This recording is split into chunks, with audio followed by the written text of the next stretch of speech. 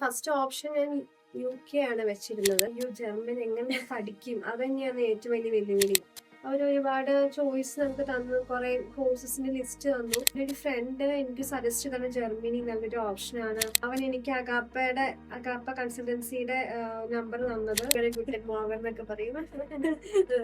അങ്ങനത്തെ ചെറിയ രീതിയിലൊക്കെ ഞങ്ങൾ സംസാരിക്കാറുണ്ട്. അപ്പൊ ഡാറ്റാ സയൻസ് എന്ന് പറഞ്ഞത് എനിക്ക് പുതിയൊരു അധ്യായമായിരുന്നു. എന്താണ് ഡാറ്റാ സയൻസ് എന്ന് പോലും എനിക്ക് അറിയത്തില്ലായിരുന്നു. യൂറോപ്സിലൊക്കെ ക്രിസ്മസ് ഭയങ്കര ആഘോഷമാണ്. അവർ ഭയങ്കര രീതിയിൽ ആഘോഷിക്കും. നാട്ടിലത്തെ ക്രിസ്മസ് എനിക്ക് മിസ് ചെയ്യും. എന്റെ ഫാമിലി ആയിട്ടുള്ള ക്രിസ്മസ് എനിക്ക് മിസ് ചെയ്യും. Hello everyone, I'm Sana and welcome to the first episode of Agape Podcast.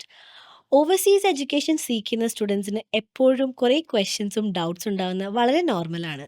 അതിൻ്റെയൊക്കെ വൺ സ്റ്റോപ്പ് സൊല്യൂഷനായിട്ട് അഗാപ്പെ പോഡ്കാസ്റ്റ് വന്നിരിക്കുന്നത്. ഓവർസീസ് എഡ്യൂക്കേഷൻ സീക്കുന്നതിന് നമുക്ക് കുറേ കൺട്രി ചോയ്സസും എല്ലാം ഉണ്ട്. പക്ഷെ ഇപ്പോൾ കറൻ്റ്ലി ട്രെൻഡിങ് ആയി നിൽക്കുന്ന ഒരു കൺട്രിയാണ് ജർമ്മനി. അവിടുത്തെ ലൈഫ് സ്റ്റൈൽ ആയാലും കരിയർ ഓപ്പർച്യൂണിറ്റീസ്, യൂണിവേഴ്സിറ്റീസ് എന്തെടുത്താലും ഇൻ്റർനാഷണൽ സ്റ്റുഡൻസിന് അത് വളരെ അട്രാക്റ്റ് ചെയ്യുന്ന ഒന്നാണ്. അതിനെപ്പറ്റി സംസാരിക്കാൻ ഇന്ന് എൻ്റെ കൂടെ ഉള്ളത് എമിലിയാണ്. നമുക്ക് എമിലിനെ വെൽക്കം ചെയ്ത് മുന്നോട്ട് പോവാം. Welcome Emily. Thank you so much Sana. ഞാൻ എന്നെ തന്നെ ഇൻട്രൊഡ്യൂസ് ചെയ്യാം. എൻ്റെ പേര് എമിലി. ഞാൻ 2018 ബിടെക് ഇലക്ട്രോണിക്സ് ആൻഡ് കമ്മ്യൂണിക്കേഷൻ എഞ്ചിനീയറിംഗിൽ പാസ് ഔട്ട് ആയതാണ്. അതിനുശേഷം ഞാൻ ബിസിനസ് അഡ്മിനിസ്ട്രേഷൻ ഫീൽഡിലേക്കും ബിസിനസ് കോർഡിനേറ്റർ ഫീൽഡിലോട്ടും വർക്ക് ചെയ്തിട്ടുണ്ടായിരുന്നു. ഞാൻ ഓൾറെഡി മാരീഡ് ആണ്. എനിക്ക് ഹസ്ബൻഡും ഒരു കുട്ടിയും അടങ്ങുന്ന ഒരു ഫാമിലിയാണ് എനിക്കുള്ളത്. ഇപ്പോൾ ഞാൻ ജർമ്മനിയിലോട്ട് ഡാറ്റാ സയൻസിൽ മാസ്റ്റേഴ്സ് ചെയ്യാൻ വേണ്ടി പുറത്തേക്ക് പോകാൻ വേണ്ടി റെഡി ആയിട്ട് നിൽക്കുകയാണ്. എമിലി ജർമ്മനിയിലേക്ക് പോകാനുള്ള പ്രിപ്പറേഷൻസിലാണല്ലേ? അപ്പോൾ this is like a dream come true moment for you. What do you feel? എനിക്ക് ഒരുപാട് സന്തോഷമുണ്ട്. അതിൽ കൂടാണ്ട് തന്നെ എനിക്ക് ഭയങ്കര എക്സൈറ്റഡ് ആണ് ഞാൻ. കാരണം ഇത് ഒരുപാട് നാളത്തെ എൻ്റെ വളരെ നല്ലൊരു ആഗ്രഹമായിരുന്നു എനിക്ക് പുറത്തേക്ക് പോകണം എന്നുള്ളത്. ഇത് നന്നായിട്ട് സ്ട്രഗിൾ ചെയ്തിട്ടുണ്ട് ഇതിലേക്ക് ഒന്ന് എത്തിപ്പെടാനായിട്ട്.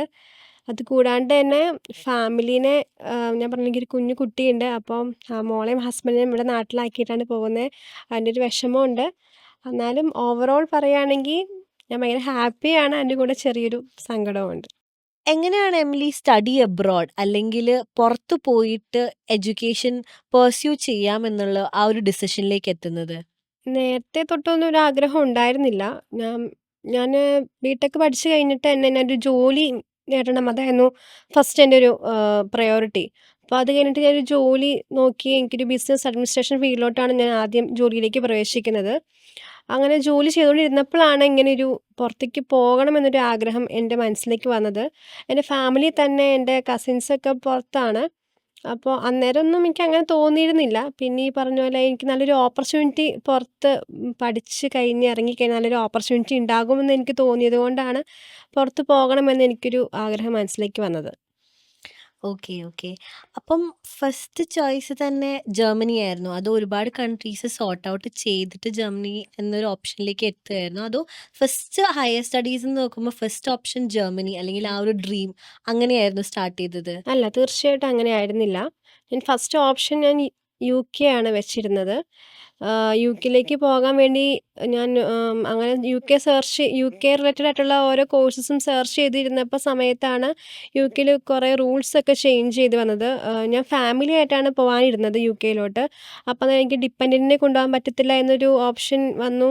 റൂൾസൊക്കെ ചേഞ്ച് ചെയ്തപ്പോൾ തന്നെ ഞാൻ യുകെ വേണ്ട എന്നൊരു മനസ്സിൽ തീരുമാനിച്ചു. യുകെ വേണ്ട, അത് മാറ്റാം, നമുക്ക് വേറെ ഏതെങ്കിലും കൺട്രി സെലക്ട് ചെയ്യാമെന്ന് വിചാരിച്ചു.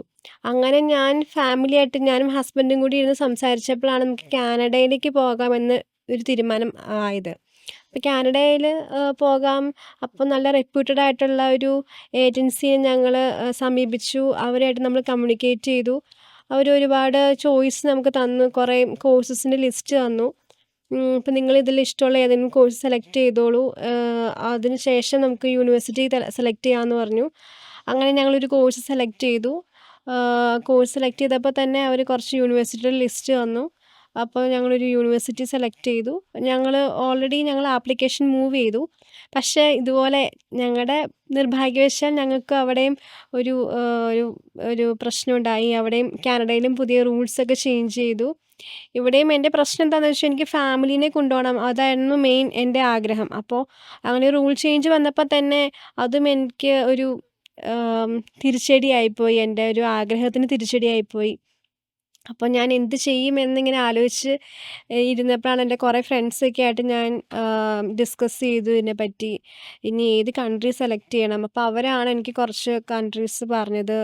അപ്പോൾ അതിലൊരു ഫ്രണ്ട് എനിക്ക് സജസ്റ്റ് ചെയ്തതാണ് ജർമ്മനി നല്ലൊരു ഓപ്ഷനാണ്.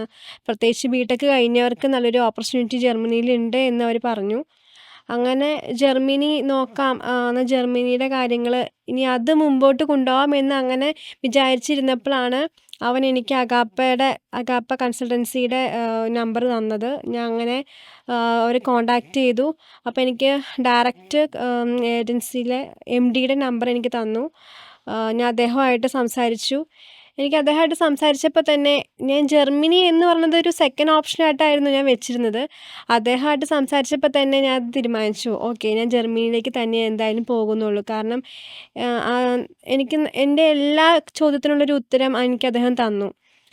എനിക്ക് ഒരുപാട് എന്താ പറയുക, എനിക്ക് ഒരുപാട് കൺസേൺസ് ഉണ്ടായിരുന്നു. എനിക്ക് ഞാൻ അവിടെ ചെന്ന് കഴിഞ്ഞാൽ എന്തൊക്കെയായിരിക്കും ഇനി എന്തൊക്കെ സംഭവിക്കും എന്നൊക്കെയുള്ള ഒരുപാട് ക്വസ്റ്റ്യൻസ് എൻ്റെ മനസ്സിലുണ്ടായിരുന്നു. അതിനൊക്കെയുള്ള ഉത്തരം എനിക്ക് അദ്ദേഹമായിട്ട് സംസാരിച്ചപ്പോൾ തന്നെ എനിക്ക് കിട്ടി. അങ്ങനെയാണ് ഈ അഗാപ്പയിലോട്ട് വരാൻ കാരണം. എമിലിയുടെ മെയിൻ കൺസേൺസ് അല്ലെങ്കിൽ കൺസ്ട്രെയിൻസ് എന്തൊക്കെയായിരുന്നു? എന്തായിരുന്നു എമിലിക്ക് ഉണ്ടായിരുന്ന ചാലഞ്ചസ്? മെയിൻലി ഇതുപോലെ ഞാനൊരു മിഡിൽ ക്ലാസ് ഫാമിലിയിൽ പെട്ട ഒരാളാണ്. അപ്പോൾ ഇൻകം ഒരു വലിയൊരു പ്രശ്നം തന്നെയായിരുന്നു.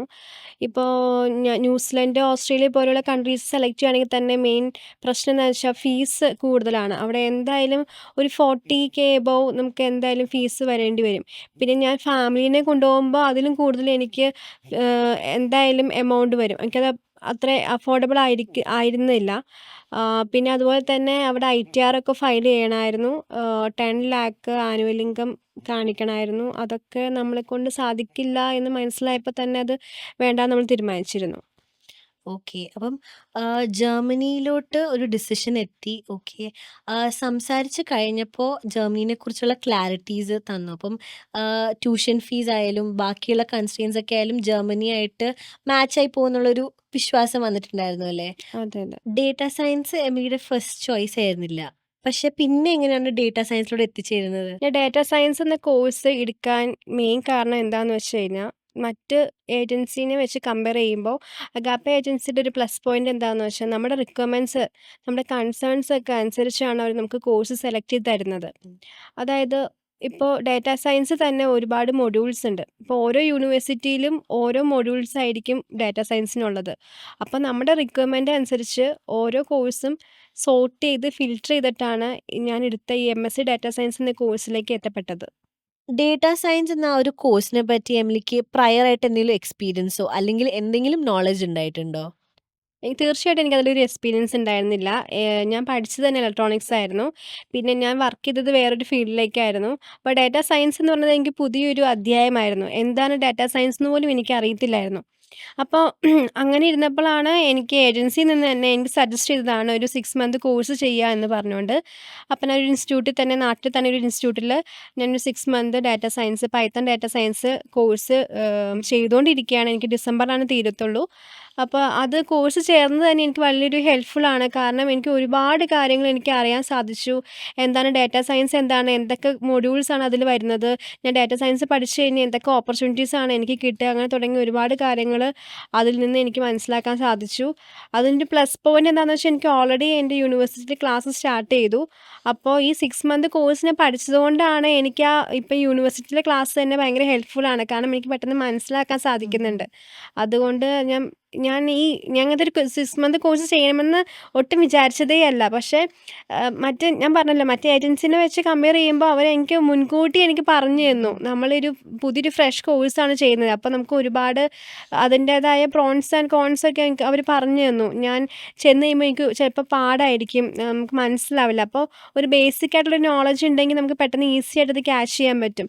അപ്പോൾ അങ്ങനെ അവർ പറഞ്ഞു തന്നത് കൊണ്ടാണ് ഞാൻ ഇങ്ങനെ 6 മന്ത് കോഴ്സ് സെലക്ട് ചെയ്തത് തന്നെ. അതുകൊണ്ട് അതെനിക്ക് ഭയങ്കര ഹെൽപ്ഫുൾ ആയിട്ടുണ്ട്. ഓക്കെ. അപ്പം നമ്മളൊരു 6 മന്ത്സ് കോഴ്സ് ചെയ്തു. ഇൻട്രൊഡക്ടറി കോഴ്സ് ആയതുകൊണ്ട് തന്നെ ഇനിയിപ്പം എമിലി ഡേറ്റാ സയൻസ്, അതായത് സ്വന്തമായിട്ടുള്ള ആ കോഴ്സ് പഠിക്കുമ്പോൾ അതിൻ്റെതായ പ്ലസ് പോയിന്റ്സും കാര്യങ്ങളും കിട്ടും. അപ്പോൾ ഒരു വലിയൊരു ചാലഞ്ച് തന്നെയാണ് അവിടെ നിന്ന് മാറി കിട്ടിയതല്ലേ? അതെ. എനിക്ക് അതിൻ്റെ ഒരു വലിയ ഡിഫറൻസ് തന്നെ മനസ്സിലാക്കാൻ സാധിക്കുന്നുണ്ട്. കാരണം എന്താണെന്ന് വെച്ച് കഴിഞ്ഞാൽ, എൻ്റെ യൂണിവേഴ്സിറ്റി തന്നെ ഒരുപാട് നോൺ ഐടി ബാക്ക്ഗ്രൗണ്ടിൽ നിന്ന് വരുന്ന ഒരുപാട് സ്റ്റുഡൻസ് ഉണ്ട്. മെക്കാനിക്കൽ ഉണ്ട്, ഇലക്ട്രോണിക്സ്, ഇലക്ട്രിക്കൽ അങ്ങനെ ഒരുപാട് ബ്രാഞ്ചിൽ നിന്ന് വരുന്ന സ്റ്റുഡൻസ് പഠിക്കുന്നുണ്ട്. അവരായിട്ട് തന്നെ കമ്മ്യൂണിക്കേറ്റ് ചെയ്യുമ്പോൾ എനിക്കതിൻ്റെ വ്യത്യാസം മനസ്സിലാക്കാൻ പറ്റുന്നുണ്ട്. കാരണം എന്താണെന്ന് വെച്ചാൽ, ഞാനൊരു ബേസിക് ആയിട്ടുള്ള നോളഡ്ജ് എനിക്കിതിനുള്ളത് കൊണ്ട് ഞാനൊരു 6 മന്ത് കോഴ്സ് ചെയ്തതുകൊണ്ട് എനിക്ക് അതിൻ്റെ കുറച്ച് ഒരുമാതിരി ഒരു ഒരു 55% എബോവ് എനിക്ക് ഏകദേശം ഒരു ഐഡിയ കിട്ടുന്നുണ്ട്. എന്താണ് കോഴ്സ്, എന്താണ് അതിൽ കവറപ്പ് ചെയ്യുന്ന കാര്യങ്ങൾ എന്നൊക്കെ മനസ്സിലാകുന്നുണ്ട്. അപ്പോൾ ഒരു ഫ്രഷർ ആയിട്ടുള്ള സ്റ്റുഡൻസ് വന്ന് പഠിക്കുമ്പോൾ ഉണ്ടാകുന്ന മാറ്റവും, ഞാനൊരു കോഴ്സ് ചെയ്ത് പഠിച്ച് ഒരു മെയിൻ ഒരു കോഴ്സിലേക്ക് എൻ്റർ ചെയ്യുമ്പോൾ ഒരു മാറ്റവും നന്നായിട്ട് എനിക്ക് ഫീൽ ചെയ്യുന്നുണ്ട്. കാരണം അവർ തന്നെ എന്നോട് സംശയം ചോദിക്കുമ്പോൾ എനിക്കത് പറഞ്ഞു കൊടുക്കാൻ സാധിക്കുന്നുണ്ട്. അത് തന്നെയാണ് അതിൻ്റെ ഒരു പ്ലസ് പോയിന്റ്. അപ്പോൾ അതുകൊണ്ട് ഞാൻ ഭയങ്കര ഹാപ്പിയാണ്. ഇങ്ങനത്തെ ഒരു കോഴ്സ് സെലക്ട് ചെയ്തത് എനിക്കതൊരു വർത്ത് ആയിട്ട് തന്നെയാണ് തോന്നുന്നത്. എങ്ങനെയാണ് ഇപ്പം ഇപ്പം നമ്മൾ ഒരു നോർമലി അതായത് ഈ ഒരു നമ്മുടെ ഇത്രയും വർഷത്തെ ഒരു കാലഘട്ടത്തിൽ നമ്മൾ ആക്ച്വലി ജർമ്മൻ അല്ലെങ്കിൽ വേറൊരു ഫോറിൻ ലാംഗ്വേജ് ബേസിക്കലി നമ്മൾ യൂസ് ചെയ്തിട്ടില്ല. അപ്പോൾ ആ ക്ലാസ്സിൻ്റെ ടൈമിലുള്ള ആ ഒരു എക്സ്പീരിയൻസും ആ കോഴ്സ് പഠിക്കുമ്പോൾ എമിലിക്ക് ഉണ്ടായ ആ ഒരു എക്സ്പീരിയൻസ് ഒന്ന് ഷെയർ ചെയ്യുമോ? ജർമ്മൻ ആദ്യം പഠിക്കാൻ വിചാരിച്ചപ്പോൾ തന്നെ അയ്യോ ജർമ്മൻ എങ്ങനെ ഞാൻ പഠിക്കും? അത് തന്നെയാണ് ഏറ്റവും വലിയ വെല്ലുവിളി. കാരണം എല്ലാവരിൽ നിന്ന് എനിക്ക് കിട്ടിയ അഭിപ്രായം അതാണ്. ജർമ്മൻ ഭയങ്കര പാടാണ് പഠിക്കാൻ. നമുക്ക് നന്നായിട്ട് സ്ട്രഗിൾ ചെയ്യേണ്ടി വരും എന്നൊക്കെയുള്ള അഭിപ്രായം തന്നെയായിരുന്നു. ഇപ്പം നമ്മൾ ചെറുപ്പം തൊട്ടേ നമ്മുടെ ലാംഗ്വേജ് മലയാളം, ഇംഗ്ലീഷ് പിന്നെ ഹിന്ദി അതൊക്കെ നമുക്കറിയാവുന്ന ലാംഗ്വേജാണ്. അതുപോലെ തമിഴ് ഇതൊക്കെ നമ്മൾ കേട്ടിട്ടുള്ള ലാംഗ്വേജാണ്. പക്ഷേ ജർമ്മൻ എന്ന് പറയുന്നത് തികച്ചും വ്യത്യസ്തമായ ഒരു ലാംഗ്വേജാണ്. നമുക്ക് കേട്ടിട്ട് പോലും ഇല്ലാത്തൊരു ലാംഗ്വേജാണ്. അപ്പോൾ ഒരു പുതിയൊരു ലാംഗ്വേജ് പഠിക്കുക എന്ന് പറയുന്നത് ഭയങ്കര എന്താ പറയുക, ഞാൻ കുറച്ച് ലേസിയും കൂടി ആയതുകൊണ്ടാണെന്ന് തോന്നുന്നു എനിക്ക് ഭയങ്കര അത് ബുദ്ധിമുട്ടായിരുന്നു. പക്ഷേ ജർമ്മൻ പഠിക്കണമെന്ന് നമുക്കൊരു അത് എന്തായാലും ആവശ്യമാണ്. നമുക്ക് നമ്മുടെ ലൈഫിലൊരു ഇമ്പോർട്ടൻ്റ് ആയ ഒരു കാര്യമാണെന്ന് നമ്മൾ തീരുമാനിച്ചപ്പോൾ തന്നെ എന്തായാലും ജർമ്മൻ വേണം. അപ്പോൾ നമുക്ക് പഠിക്കണം. അതൊരു അവിടെയും ഒരു കൺഫ്യൂഷനായിരുന്നു. ഏത് ഇൻസ്റ്റിറ്റ്യൂട്ട് പഠിക്കണം? അപ്പോൾ അങ്ങനെ ഞാൻ ജർമ്മൻ പഠിക്കണം തീരുമാനിച്ചു. അങ്ങനെ ഒരു ലാംഗ്വേജ് ക്ലാസ്സിന് ജോയിൻ ചെയ്തു. ഇപ്പോൾ B1 വരെ ലെവൽ വരെ എത്തി. ഓക്കെ. ജർമ്മൻ ഭയങ്കര പാടായിരുന്നു സ്റ്റാർട്ടിങ് എനിക്ക് പഠിക്കാനായിട്ട്. ഞാൻ ഭയങ്കരമായിട്ട് സ്ട്രഗിൾ ചെയ്തു. പക്ഷെ ഒരു A1 ലെവൽ കഴിഞ്ഞപ്പോഴത്തേനും എനിക്ക് ഓക്കെ എന്നെക്കൊണ്ട് പറ്റും എന്നുള്ള ഒരു കോൺഫിഡൻസ് എനിക്ക് എത്തി. അപ്പോൾ എന്നാലും ഇനിയും എനിക്ക് പഠിക്കാനുണ്ട്. ഇപ്പോൾ അഗാപ്പയുടെ ലാംഗ്വേജ് അക്കാഡമി ഉള്ളതുകൊണ്ട് ഇനി അവിടെ ചെന്നിട്ടാണെങ്കിലും എനിക്ക് ഓൺലൈനായിട്ട് ലാംഗ്വേജ് പഠിക്കാൻ സാധിക്കും. അതുകൊണ്ട് അതിൻ്റേതായ ഒരു ടെൻഷൻ എനിക്കില്ല. അവിടെ ചെന്നിട്ടായാലും ഇത് ഓക്കെ ആക്കാൻ പറ്റുമെന്നാണ് എൻ്റെ വിശ്വാസം. Okay, that is very great. നമ്മൾ ഒരു ഉറച്ചിട്ട് നമ്മളൊരു തീരുമാനം എടുക്കണം, നമുക്കത് പഠിക്കണം എന്ന് തീരുമാനിച്ചു കഴിഞ്ഞാൽ നമുക്ക് ഒബ്വിയസ്ലി ചെയ്യാൻ പറ്റും. ബട്ട് മോസ്റ്റ്ലി ആ ഫസ്റ്റ് സ്റ്റെപ്പ് എടുക്കുന്നതിനായിട്ട് കുട്ടികൾ ഭയങ്കര ഹെസിറ്റേറ്റ് ചെയ്യും. കാരണം അയ്യോ ജർമ്മൻ പഠിക്കണം എന്ന് it's a very big question mark. But Germany പോകാൻ ജർമ്മൻ എന്തായാലും പഠിക്കണം അല്ലേ? ഉം. ഓക്കെ. എമിലി ഇപ്പോൾ യുഇയിലേക്കല്ലേ പോകുന്നത്? അതെ. ആ യൂണിവേഴ്സിറ്റിയിലോട്ട് എങ്ങനെയാണ് എത്തിച്ചേർന്നത്? അപ്പോൾ ഞാൻ എടുത്തേക്കുന്ന കോഴ്സ് MSc ഡാറ്റ സയൻസ് ആണ്. അപ്പോൾ ഈ കോഴ്സ് തന്നെ ഒരുപാട് യൂണിവേഴ്സിറ്റീസ് അവൈലബിൾ ആയിട്ടുണ്ടായിരുന്നു. ഇപ്പോൾ അവർ തന്നെ എനിക്കൊരു 10, 17 യൂണിവേഴ്സിറ്റീസ് എനിക്ക് അതിൻ്റെ ഒരു ഓപ്ഷൻസ് എനിക്ക് തന്നു. അപ്പോഴാണ് എനിക്ക് മനസ്സിലായത് ജർമ്മനി തന്നെ ഇത്രയും പ്രൈവറ്റ് യൂണിവേഴ്സിറ്റീസ് ഉണ്ടെന്ന്. കാരണം എല്ലാവരും പബ്ലിക് യൂണിവേഴ്സിറ്റിയുടെ കാര്യമാണ് എപ്പോഴും പറയാറുള്ളത്. അപ്പോൾ എനിക്ക് തന്നെ മനസ്സിലായത് ഇപ്പോഴാണ്, ഇത്രയും യൂണിവേഴ്സിറ്റീസ് ഉണ്ടെന്ന് മനസ്സിലായത് അപ്പോഴാണ്. പക്ഷേ അപ്പോഴും എൻ്റെ റിക്വയർമെൻറ്റ്സും നമ്മുടെ ഫീസ് അഫോർഡബിളും അതുപോലെ തന്നെ നമ്മൾ സെലക്ട് ചെയ്ത കോഴ്സിൻ്റെ മൊഡ്യൂൾസൊക്കെ നോക്കിയിട്ടാണ് നമ്മൾ യുഇയിലേക്ക് എത്തിച്ചേർന്നത്. യുഇ തന്നെ നമുക്ക് 2 ക്യാമ്പസ് ഉണ്ട്. ബെർലിനുണ്ട്, പോസ്റ്റ്ഡാം ഉണ്ട്. ഞാനിപ്പോൾ എൻ്റെ കോഴ്സ് വരുന്നത് പോസ്റ്റ്ഡാമിലാണ്. യുഇ പോസ്റ്റ്ഡാമിലാണ്. അപ്പോൾ എമിലിയുടെ ഇപ്പോൾ ക്ലാസ്സസ് ഓൾറെഡി സ്റ്റാർട്ടായി കഴിഞ്ഞു അല്ലേ? അതെ. എങ്ങനെയുണ്ട് ക്ലാസ്സസിന്റെ എക്സ്പീരിയൻസ്? നമ്മുടെ ഇവിടുത്തെ ഒരു ലേണിംഗ് പോലെയാണോ? എങ്ങനെയുണ്ട്? ഇവിടുത്തെ ലേണിംഗിൽ നിന്ന് ഒത്തിരി വ്യത്യാസമുണ്ട്. കാരണം ഇവിടെ എപ്പോഴും സ്പൂൺ ഫീഡിങ് ആണല്ലോ. അവിടെ നമ്മൾ അവർ പഠിപ്പിക്കുക, നമ്മൾ പഠിച്ചോണം അതാണ്. പിന്നെ ഫസ്റ്റ് നമുക്ക് ഈ ഓൺലൈൻ ക്ലാസ് ആയതുകൊണ്ട് എനിക്ക് കുറച്ച് ടെൻഷനൊക്കെ ഉണ്ടായിരുന്നു. എങ്ങനെയായിരിക്കും എന്നൊക്കെയുള്ളൊരു ടെൻഷൻ ഉണ്ടായിരുന്നു. പക്ഷേ കുഴപ്പമൊന്നും ഉണ്ടായില്ല. 2 ക്ലാസ് അറ്റൻഡ് ചെയ്തപ്പോൾ തന്നെ ഓക്കെയായി. ഓക്കെ കുഴപ്പമൊന്നുമില്ല എന്ന് മനസ്സിലായി. നല്ല ക്ലാസ്സാണ്. നല്ല പ്രൊഫസേഴ്സൊക്കെ ആയാലും നല്ല ടീച്ചിങ് ആണ്. കുഴപ്പമൊന്നുമില്ല.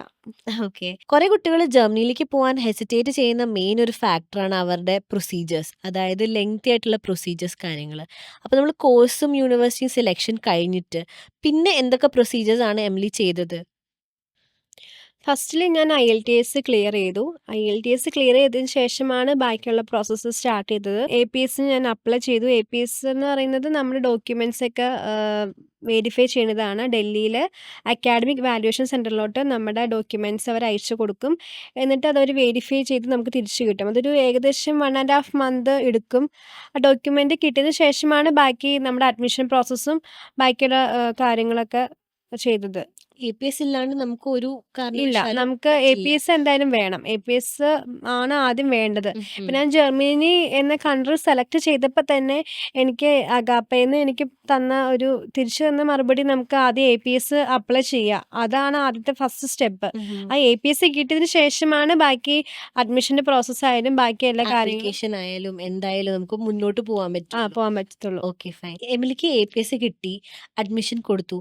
ഇനിയുള്ള ഫർദർ പ്രോസസ്സ് എന്തൊക്കെയാണ്? നമ്മൾ അഡ്മിഷന് മൂവ് ചെയ്തു. അഡ്മിഷൻ കൊടുത്ത് എനിക്ക് ഓഫർ ലെറ്റർ വന്നു. എനിക്ക് ഓഫർ ലെറ്റർ തന്നെ എനിക്ക് മാർക്ക് കുറവാണെങ്കിൽ തന്നെ എനിക്ക് എൻ്റെ സ്കോളർഷിപ്പ് കിട്ടിയിരുന്നു. പക്ഷേ സ്കോളർഷിപ്പ് കിട്ടിയെങ്കിലും എനിക്ക് എൻ്റെ ഫീസ് അടയ്ക്കണം. അപ്പോൾ കുറച്ചും കൂടി ഫീസിൻ്റെ കാര്യമൊക്കെ വന്നപ്പോൾ എനിക്ക് ഫിനാൻഷ്യലി കുറച്ച് ക്രൈസിസ് ഉള്ളതുകൊണ്ട് ഞാൻ ലോണിലേക്ക് തന്നെയാണ് പോയത്. ലോൺ വഴി തന്നെ എടുക്കാമെന്ന് ഓർത്തു. അപ്പോഴും ഞാൻ ഏജൻസി ആയിട്ടാണ് കോൺടാക്ട് ചെയ്തത്. ഏത് ബാങ്ക് ചൂസ് ചെയ്യണം, ഏത് ടൈപ്പ് ലോൺ എടുക്കണം എന്നൊക്കെയുള്ളത്. അപ്പോൾ അവർ തന്നെയാണ് എനിക്ക് ഇന്ന ബാങ്ക് ചൂസ് ചെയ്യുക, ഇന്ന ടൈപ്പ് ലോൺ പ്രോസസ്സ് നോക്കുകയാണെങ്കിൽ തന്നെ നമുക്ക് പെട്ടെന്ന് തന്നെ നമ്മുടെ ഇൻട്രസ്റ്റ് റേറ്റ് കുറഞ്ഞ് നല്ല രീതിയിൽ തന്നെ നമുക്ക് ലോൺ കിട്ടുമെന്ന് പറഞ്ഞു. അങ്ങനെ ആ പ്രോസസ്സിലൂടെ മൂവ് ചെയ്തു. എനിക്ക് പെട്ടെന്ന് തന്നെ വേറെ വലിയ ഇഷ്യൂസ് ഒന്നും കൂടാണ്ട് തന്നെ ലോൺ സാങ്ഷനായി. അങ്ങനെ എൻ്റെ പേയ്മെൻ്റൊക്കെ അടച്ചു. പേയ്മെൻ്റൊക്കെ അടച്ച ശേഷമാണ് പിന്നെ ബാക്കിയുള്ള പ്രോസസ്സിലോട്ട് മുമ്പോട്ട് പോയത്. ബാക്കിയുള്ള പ്രോസസ്സ് എന്ന് പറയുമ്പോൾ ഇനിയുള്ള എന്താണ് എനിക്ക് പ്രോസസ്സ്? വിസയ്ക്ക് അപ്ലൈ ചെയ്യണമായിരുന്നു. വിസ ആപ്ലിക്കേഷൻ അല്ലേ? ഓക്കെ. അതിലും എന്തെങ്കിലും ചാലഞ്ചസ് ഉണ്ടായിട്ടുണ്ടോ? നമുക്ക് വിസയുടെ സ്ലോട്ട് കിട്ടാൻ ഭയങ്കര ബുദ്ധിമുട്ടായിരുന്നു. ഐ തിങ്ക് അത് ഓൾമോസ്റ്റ് ഇപ്പോൾ എല്ലാ സ്റ്റുഡൻസും ഫേസ് ചെയ്യുന്ന, അല്ലെങ്കിൽ അതെ. ആരൊക്കെയാണ് പോകുന്നത് അവരെല്ലാവരും ഫേസ് ചെയ്യുന്ന ഒരു കോമൺ ഇഷ്യൂ അതെ, അല്ലേ? കോമൺ ഇഷ്യൂ ആയിരുന്നു. എനിക്ക് ഓൾറെഡി ഒക്ടോബറിൽ ക്ലാസ് സ്റ്റാർട്ട് ചെയ്യുമായിരുന്നു. പക്ഷെ നമുക്ക് ആ സമയമായപ്പോഴത്തേനും നമുക്ക് കിട്ടിയിട്ടുണ്ടായില്ല. പക്ഷെ എന്നാലും നമ്മൾ മുൻകൂട്ടി അവർ തന്നെ അഗാപ്പയിൽ നിന്ന് തന്നെയാണ് അവരെനിക്ക് ബുക്ക് ചെയ്ത് തന്നത്. എനിക്ക് കറക്റ്റായിട്ട് ടൈം സ്ലോട്ടൊക്കെ നോക്കി അവരെനിക്ക് ബുക്ക് ചെയ്ത് തന്നത്. എനിക്ക് ഭയങ്കര ഹെൽപ്ഫുൾ ആയിരുന്നു. വിസ കിട്ടാതെ വരെ നമുക്ക് ആക്ച്വലി ബേസിക്കലി ഒന്നും ചെയ്യാൻ പറ്റില്ല. Just have to wait. അതെ. ബട്ട് അതിലും ആ ഗ്യാപ്പ് ഹെൽപ്പ് ചെയ്തുകൊണ്ട് അതെ. പെട്ടെന്ന് തന്നെ കിട്ടിയല്ലേ? എനിക്ക് ഭയങ്കര ടെൻഷനായിരുന്നു. ഒന്നാമത് എനിക്ക് ക്ലാസ് സ്റ്റാർട്ട് ചെയ്തതുകൊണ്ട് എനിക്ക് ഭയങ്കര ടെൻഷനായിരുന്നു. പക്ഷേ നമുക്ക് മെൻ്റലി ഭയങ്കര സപ്പോർട്ട് ചെയ്തു അവർ നമ്മളെ. ഭയങ്കര ടെൻഷൻ ഫ്രീ ആക്കി, ഭയങ്കര കൂൾ മൈൻഡാക്കി. എനിക്ക് എപ്പോഴും നമ്മൾ എന്നെ അഡ്വൈസ് ചെയ്യായിരുന്നു. കാര്യമില്ല, നമുക്ക് എല്ലാവർക്കും എല്ലാവരും ഫേസ് ചെയ്യുന്നൊരു പ്രോബ്ലം തന്നെയാണ് എന്നൊക്കെ പറഞ്ഞ് നമ്മളെ ഭയങ്കര മോട്ടിവേറ്റ് ചെയ്യായിരുന്നു. അവർ ഭയങ്കര ഹെൽപ്ഫുൾ ആയിരുന്നു. അതുകൊണ്ട് എനിക്ക് കാര്യം അത്രയും വിസയ്ക്ക് നമ്മൾ വെക്കണമല്ലോ, ഇനി ക്ലാസ് തുടങ്ങിയല്ലോ എന്നുള്ള ആ ടെൻഷനൊക്കെ എനിക്ക് മാറി കിട്ടിയായിരുന്നു. ഓക്കെ. സോ എന്തായാലും വിസ ഒക്കെ കിട്ടി. So very big congratulations on obtaining your visa. അപ്പോൾ വിസ ആപ്ലിക്കേഷൻ്റെ പ്രോസസ്സൊക്കെ എങ്ങനെയുണ്ടായിരുന്നു? വിസ ഡോക്യുമെൻ്റിൻ്റെ കാര്യത്തിനൊക്കെ അഗാപ്പയിൽ നിന്ന് തന്നെ ഒരുപാട് ഹെൽപ്പ് ചെയ്തിട്ടുണ്ടായിരുന്നു. യൂണിവേഴ്സിറ്റിയിൽ നിന്നുള്ള ഡോക്യുമെൻറ്റ്സും കാര്യങ്ങളൊക്കെ അവരെനിക്ക് കറക്റ്റായിട്ട് എടുത്തു തന്നു. അതുപോലെ തന്നെ SOP തയ്യാറാക്കാനും അവരാണ് എന്നെ ഹെൽപ്പ് ചെയ്തത്. എന്നിട്ട് വിസയുടെ എല്ലാ കാര്യങ്ങളും A to Z ഉള്ള കാര്യങ്ങളെല്ലാം അവരെന്നെ ഒരുപാട് ഹെൽപ്പ് ചെയ്തിട്ടുണ്ട്. അതുകൊണ്ട് എനിക്ക് ഒത്തിരി ടെൻഷൻ അടിക്കേണ്ടി വന്നില്ല. പിന്നെ എനിക്ക് വിസ 10 ദിവസത്തിനുള്ളിൽ തന്നെ കിട്ടി. അത് ഭയങ്കര ഭാഗ്യമായിരുന്നു എനിക്ക്. കാരണം വിസയ്ക്ക് വെച്ച് കഴിഞ്ഞാൽ ഒരുപാട് ഡിലേ ചിലപ്പോൾ വരാറുണ്ട്. അതും നമ്മൾ കറക്റ്റായിട്ട് ഡോക്യുമെൻറ്റ്സൊക്കെ ഫയൽ ചെയ്തതുകൊണ്ട് തന്നെ കറക്റ്റ് 10 ദിവസത്തിന് ശേഷം തന്നെ എനിക്ക് വിസ കിട്ടി. ഇനി let's talk about the next thing. അതായത് ജർമ്മനിയിലേക്ക് പോകാനുള്ള പ്രിപ്പറേഷൻസ്. അതെവിടം വരെ എത്തി? എല്ലാം സെറ്റായോ? അപ്പോൾ വിസ കിട്ടിയതിന് ശേഷം പിന്നെയുള്ള നമ്മുടെ ചലഞ്ച് എന്ന് വെച്ചാൽ നമ്മുടെ പാക്കിംഗ് ആണ്. അപ്പോൾ അതൊരു വലിയ ചലഞ്ച് തന്നെയാണ്. എന്തൊക്കെ കൊണ്ടുപോകണം, എന്തൊക്കെ കൊണ്ടുപോകണ്ട. അപ്പോൾ ഒരുപാട് പേര് ഇവിടുന്ന് ജർമ്മനിക്ക് പോയിട്ടുണ്ട്. അപ്പോൾ എൻ്റെ ഫ്രണ്ട്സ് ഒരുപാട് പേര് പോയിട്ടുണ്ട്. അവരോട് ഞാൻ ആദ്യമേ ഒന്ന് ജസ്റ്റ് ചോദിച്ചപ്പോൾ അവരെനിക്ക് ഒരുപാട് ലിസ്റ്റ് തന്നു. അപ്പോൾ അത് കേട്ടപ്പോൾ ഇത്രയും കൊണ്ടുപോകണോ എന്ന് തന്നെയാണ് ആദ്യം മനസ്സിലേക്ക് വന്നത്. പിന്നീട് ഞാൻ നമ്മുടെ അഗാപ്പയായിട്ട് കമ്മ്യൂണിക്കേറ്റ് ചെയ്തു. അപ്പോൾ നമ്മുടെ ബെർലിനിൽ തന്നെ നമ്മുടെ അഗാപ്പയുടെ തന്നെ ടീംസ് ഉള്ളതുകൊണ്ട് തന്നെ ഞാൻ അവരുമായിട്ട് കമ്മ്യൂണിക്കേറ്റ് ചെയ്തപ്പോൾ അവർ പറഞ്ഞത് നമുക്കിത് ആവശ്യമില്ല എന്നല്ല പറഞ്ഞത്. പക്ഷെ നമുക്ക് നാട്ടിൽ നിന്ന് നമ്മൾ മേടിക്കണ അതേ വാല്യുബിൾ മണിയിൽ തന്നെ നമുക്ക് സാധനങ്ങൾ മേടിക്കാൻ സാധിക്കുമെന്നാണ് അവർ പറഞ്ഞത്. അപ്പോൾ അതുകൊണ്ട് നമ്മൾ ഇവിടുന്നേ അത്രയും വെയിറ്റ് കൂട്ടണ്ട. കാരണം നമുക്ക് കുറച്ച് വെയിറ്റ് റേറ്റാണ് കൊണ്ടുപോകാൻ പറ്റത്തുള്ളൂ. അപ്പോൾ അപ്പോൾ നമുക്ക് ഇമ്പോർട്ടൻ്റ് ആയിട്ടുള്ള സാധനങ്ങൾ കൊണ്ടുപോയി കഴിഞ്ഞാൽ അതാണല്ലോ വർത്ത്. നമുക്ക് വർത്ത് ആയിട്ടുള്ള സാധനങ്ങൾ കൊണ്ടുപോകാം ആദ്യം. ബാക്കിയൊക്കെ നമുക്ക് അവിടുന്ന് ഇവിടുന്ന് മേടിക്കാം എന്നാണ് പർച്ചേസ് അവർ ചെയ്യാം. പറഞ്ഞത്. Okay, fine. അവിടുത്തെ അക്കോമഡേഷൻ ഒക്കെ ശരിയായോ? എങ്ങനെയാണ് അതിന്റെ സ്റ്റെപ്സ് ഒക്കെ വരുന്നത്? എൻ്റെ യൂണിവേഴ്സിറ്റി പോസ്റ്റ്ഡാമിലാണ്. ആഹ്, പക്ഷേ ഞാൻ പോസ്റ്റ്ഡാമിൽ നോക്കുന്നില്ല. ആഹ്, ഇപ്പൊ ഞാൻ അക്കോമഡേഷൻ നോക്കുന്നത് ബെർലിനിലാണ്. നമ്മുടെ അഗാപ്പയുടെ തന്നെ അഗാപ്പെ ഹോംസ് ബെർലിനിലുണ്ട്. അപ്പൊ അതുകൊണ്ട് എനിക്ക് വേറെ അക്കോമഡേഷൻ നോക്കേണ്ട ആവശ്യം വന്നില്ല. അഗാപ്പെ ഹോംസ് ആകുമ്പോൾ എനിക്ക് വേറെ ട്രസ്റ്റ് ഇഷ്യൂസ് ഒന്നും വരുന്നില്ല. കാരണം ഇപ്പൊ തന്നെ നമുക്ക് ജർമ്മനിയിലെ മെയിൻ ഒരു ഇഷ്യൂ എന്താണെന്ന് വെച്ചാൽ സ്കാമാണ്. ഒരുപാട് ഒരുപാട് സ്റ്റുഡൻസ് ഇതുപോലെ സ്കാമിൽ പെട്ട് പോയിട്ടുണ്ട്. അപ്പോൾ അതൊരു വലിയൊരു പ്രോബ്ലം ആയതുകൊണ്ട് തന്നെ എനിക്ക് അഗാപ്പെ ഹോംസിൻ്റെ തന്നെ അക്കോമഡേഷൻ ഉള്ളതുകൊണ്ട് അതിനെപ്പറ്റി ടെൻഷൻ അടിക്കേണ്ട കാര്യമില്ല. കാരണം യൂണിവേഴ്സിറ്റിയിൽ അഡ്മിഷൻ കിട്ടാൻ വളരെ ഈസി ആയിട്ടുള്ള കാര്യമാണ്. പക്ഷേ ജർമ്മനി പോലുള്ളൊരു കൺട്രിയിൽ ബെർലിനിൽ തന്നെ നമുക്കൊരു അക്കോമഡേഷൻ കിട്ടുക എന്നുള്ളത് ഭയങ്കര ടഫ് ആയിട്ടുള്ളൊരു കാര്യമാണ്. കാരണം കമ്പാരിറ്റീവ്ലി നോക്കുകയാണെങ്കിൽ ഇപ്പോൾ ഭയങ്കര ഇപ്പോൾ സ്റ്റുഡൻസൊക്കെ ഭയങ്കര റഷാണല്ലോ അവിടെ. അപ്പോൾ അക്കോമഡേഷൻ കിട്ടുക ഭയങ്കര പാടാണ്. അതുപോലെ തന്നെ നമുക്ക് വിശ്വസിച്ച് ഒരു സ്ഥലത്ത് താമസിക്കുക എന്നുള്ളത് ഭയങ്കര ഡിഫിക്കൽട്ടുള്ളൊരു കാര്യമാണ്. അതിന് നമുക്ക് അഗാപ്പെ ഹോംസിൻ്റെ ഒരു അക്കോമഡേഷൻ ഫെസിലിറ്റീസ് ഉള്ളതുകൊണ്ട് എനിക്ക് അവിടെ താമസിക്കാൻ പറ്റും. എസ്പെഷ്യലി നമുക്ക് ഒറ്റയ്ക്ക് പോകുന്നതുകൊണ്ടും ഇപ്പം നമ്മൾ ഒറ്റയ്ക്കാണ് അങ്ങോട്ട് ബെർലിനിലോട്ട് പഠിക്കാൻ വേണ്ടി പോകുന്നത്. അതുകൊണ്ട് ഓബ്വിയസ്ലി നമുക്കൊരു ട്രസ്റ്റ് വർതി ആയിട്ടുള്ള ഒരു അക്കോമഡേഷൻ ഈസ് വെരി ഇമ്പോർട്ടന്റ് അതെ, അല്ലേ? അതെ. അതെ. അതെ. ഇപ്പൊ അതുകൊണ്ട് തന്നെ നമുക്ക് ഏജൻസി വേറെ ഇപ്പോൾ അക്കോമഡേഷൻ നോക്കുവാണെങ്കിൽ നമുക്ക് അവർക്ക് കമ്മീഷനൊക്കെ കൊടുക്കേണ്ടി വരും. പക്ഷെ നമുക്ക് അങ്ങനെ ഒരു എക്സ്ട്രാ പേയ്മെന്റിന്റെ ഒരു ആവശ്യമില്ല നമുക്കിവിടെ. ഓക്കെ. അതൊരു പ്ലസ് പോയിന്റ് ആണ്. ഓക്കെ. ഇനി അവിടെ എത്തിക്കഴിഞ്ഞിട്ട് എന്തൊക്കെ ചെയ്യണം എന്നുള്ള ഐഡിയ എമിലിക്കുണ്ടോ? അവിടെ ചെന്നിട്ട് എനിക്ക് ഒരുപാട് പ്രോസസ്സ് ചെയ്യാനുണ്ട്. ഫസ്റ്റ് തന്നെ നമുക്ക് യൂണിവേഴ്സിറ്റിയിൽ എൻറോൾമെന്റ് നടത്താനുണ്ട്. പിന്നെ എനിക്ക് അവിടെ ചെന്നിട്ട് ബാങ്ക് അക്കൗണ്ട് ക്രിയേറ്റ് ചെയ്യണം. പിന്നെ ഹെൽത്ത് ഇൻഷുറൻസ് ഉണ്ട്. പിന്നെ അവിടെ പോയിട്ട് ബാക്കി സിറ്റി രജിസ്ട്രേഷനൊക്കെ ചെയ്യാനുണ്ട്. അതിനുശേഷമാണ് എനിക്ക് പാർട്ട് ടൈമിലേക്കൊക്കെ ഇനി മൂവ് ചെയ്യാൻ പറ്റുള്ളൂ. ഞാൻ ചെല്ലുന്ന സമയം ഒരു ഹോളിഡേയ്സ് ആയതുകൊണ്ട് നേരത്തെ തന്നെ ഞാൻ ടെർമിൻസും കാര്യങ്ങളൊക്കെ എടുത്ത് വെച്ചിട്ടുണ്ട്. അതുകൊണ്ട് എനിക്ക് അതിൻ്റേതായ ഒരു ബുദ്ധിമുട്ട് വരുന്നില്ല. പിന്നെ ഓൾറെഡി എൻ്റെ സിമ്മും കാര്യങ്ങളൊക്കെ എടുത്ത് വെച്ചിട്ടുണ്ട്. പിന്നെ എൻ്റെ സെമസ്റ്റർ ടിക്കറ്റ് എല്ലാം നമ്മുടെ അഗാപ്പയിൽ നിന്ന് തന്നെയാണ് എല്ലാം ചെയ്തു തന്നത്. അതുകൊണ്ട് എനിക്ക് അതിൻ്റേതായ ഒരു ബുദ്ധിമുട്ടും വരുന്നില്ല. ഇനി ചെല്ലുമ്പോൾ തന്നെ കുറച്ച് പ്രോസസ്സിലേക്ക് നേരിട്ടങ്ങ് കടന്നേച്ചാൽ മതി. അപ്പോൾ എല്ലാം സെറ്റായി. ഇനിയിപ്പോ അവിടെ ചെന്നിട്ടുള്ള ലൈഫ് എങ്ങനെയായിരിക്കും? എന്താണ് എമിലിയുടെ എക്സ്പെക്ടേഷൻസ്? ഞാൻ ഭയങ്കര എക്സൈറ്റഡ് ആണ്. കാരണം ഞാനൊരു പുതിയ കൺട്രിയിലേക്കാണ് പോകുന്നത്. എൻ്റെ ഒരു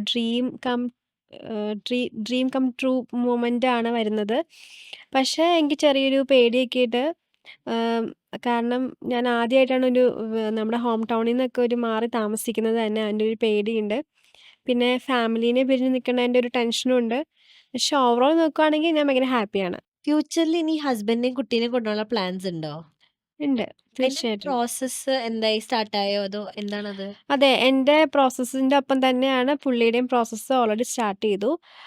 ഇപ്പോൾ പുള്ളി ജർമ്മൻ A1 പഠിച്ചുകൊണ്ടിരിക്കുകയാണ്. നമ്മുടെ ഗാപ്പയുടെ തന്നെ ലാംഗ്വേജ് അക്കാഡമിയിൽ കുട്ടികളാണ് പഠിപ്പിക്കുന്നത്. ആഹ്, ആദ്യമേ പുള്ളിക്ക് ഭയങ്കര പാടായിരുന്നു. കാരണം ഇത്രയും കരിയർ ഗ്യാപ്പ് ഉണ്ടല്ലോ. അപ്പോൾ പഠിച്ചിറങ്ങിയിട്ട് ഒത്തിരി നാളായി ജോലി ചെയ്യുവാണ്. അപ്പോൾ ജർമ്മൻ പഠിക്കാനിരിക്കുമ്പോൾ തന്നെ ഇനി എന്തായിരിക്കും, എങ്ങനെയായിരിക്കും എന്നുള്ള ടെൻഷനൊക്കെ പുള്ളിക്കുണ്ടായിരുന്നു. അപ്പോൾ 2 ക്ലാസ് കേട്ടപ്പോൾ തന്നെ പുള്ളി ഓക്കെ.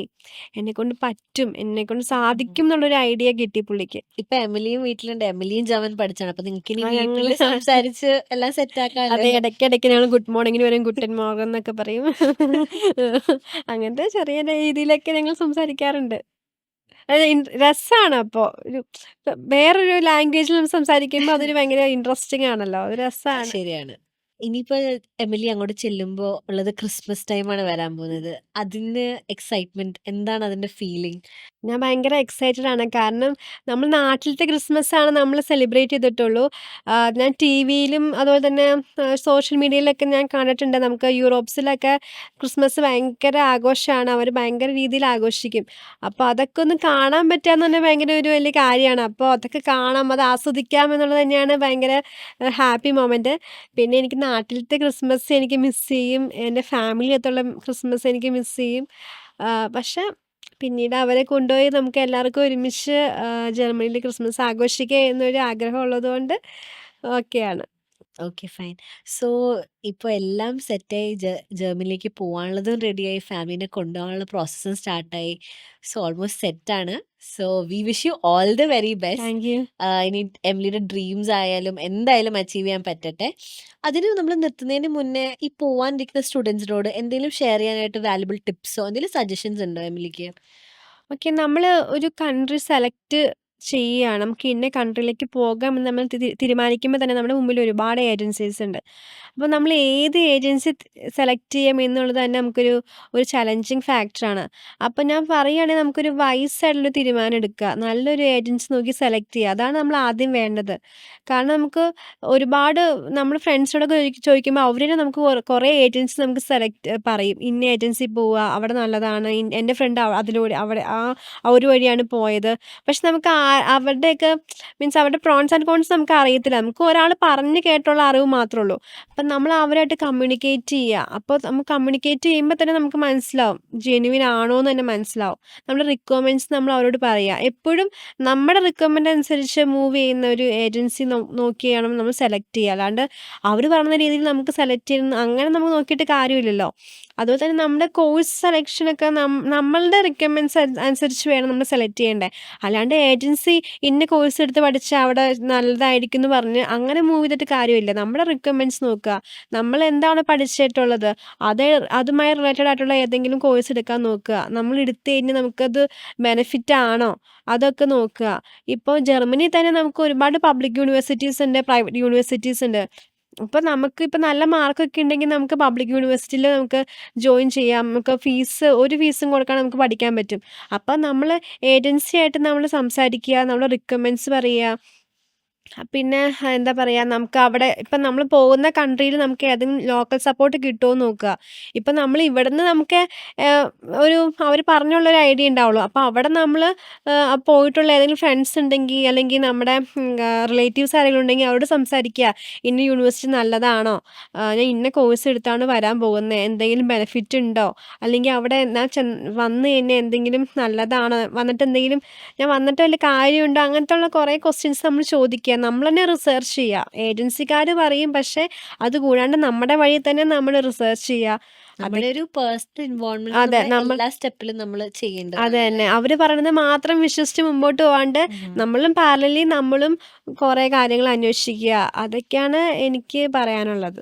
അപ്പോൾ എനിക്ക് പറയാനുള്ളത്, നമ്മളിപ്പോൾ ഫാമിലി ആയിട്ട് മൂവ് ചെയ്യാൻ താല്പര്യമുള്ളവരാണെങ്കിൽ നമ്മളിപ്പോഴേ നമ്മുടെ പ്രോസസ്സ് സ്റ്റാർട്ട് ചെയ്യുന്നതിൻ്റെ കൂടെ തന്നെ അവരുടെ കാര്യങ്ങൾ നോക്കുക. കാരണം നമുക്കും ലാംഗ്വേജ് വേണം. അതുപോലെ തന്നെ അതും കൂടെ ഇമ്പോർട്ടൻ്റ് ആണ്. നമ്മുടെ കൂടെ വരുന്ന പാർട്ട്ണറിനും ലാംഗ്വേജ് വേണം. കാരണം ഞാൻ പറഞ്ഞു, വിസയ്ക്ക് വയ്ക്കുമ്പോൾ മാത്രമാണ് A1 ആവശ്യമുള്ളൂ.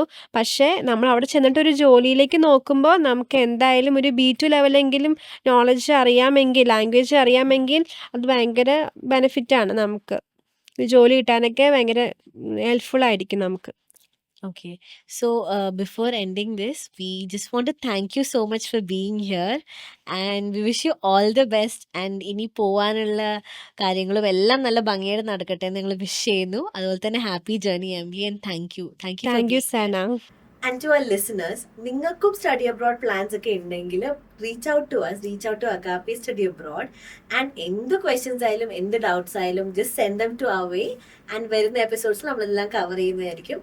So this is Sana and I wish you all the best for your dreams and cheers.